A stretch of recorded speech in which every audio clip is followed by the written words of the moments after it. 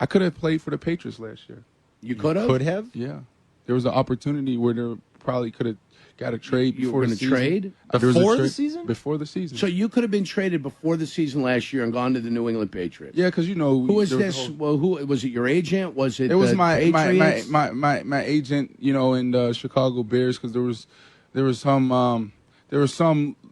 little tension on the contract stuff. I thought I was worth a little more, and like I said, I ended up settling.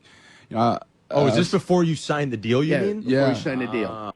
Welcome in. I'm Prim Saripapat. Wide receiver Brandon Marshall could have played for the New England Patriots last year, which means he could have been a Super Bowl winning wide receiver. Instead, Marshall stayed in Chicago, as we all saw, and then was eventually traded to the New York Jets. That was back in March. For more on this, let's go ahead and bring in Bears reporter Jeff Dickerson. So, Jeff, what else did Marshall have to say about this potential trade with the Pats? Prim, he said that several teams had contacted the Bears regarding a potential trade. Because we kind of rewind to back to that point last offseason, Marshall was coming off a second great year here in Chicago. Jay Cutler had received his contract extension. Marshall had 1 year left on his old deal. So there was some talk, some back and forth about what kind of extension he was going to receive from Chicago. And his age was a question. He had some lingering injuries. So during this negotiating time, he said that his agent felt that, there was some tense moments with the Bears' ex-front office.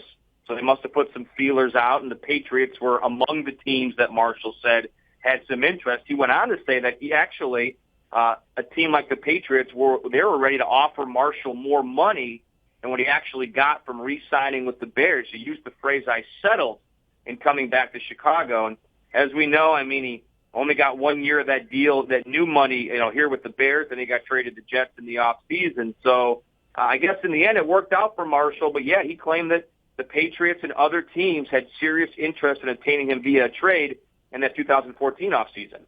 And we should note that Marshall made those comments in an interview on ESPN 1000's Carmen and Jerko show in Chicago.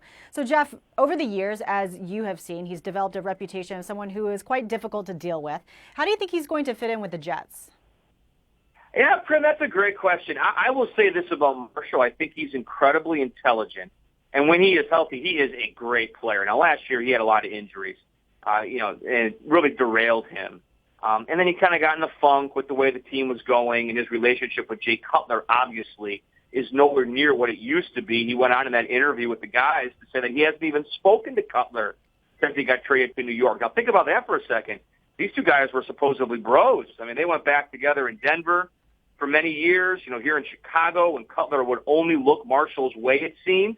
That first year when he was with the Bears, Marshall. But now they don't talk at all. So a lot of things kind of added up his last year with the Bears. Very disappointing year. I think if Marshall is healthy and if the Jets can get some sort of stability at quarterback, I think he'll be okay. But I've seen this before. When Marshall does not get the ball, like most great wide receivers, he is very unhappy. So I think the Jets, it's paramount for them to develop a quarterback and just get someone to be on the same page with Marshall. Because when he's motivated, he's outstanding. But when his numbers are sliding and things aren't going well, he kind of also goes in that direction personality-wise. Yeah, it'll be interesting to see what he does over there. We'll keep you updated with this. Keep it logged on to our NFL page on ESPN.com. Jeff Dickerson, thank you for your time today.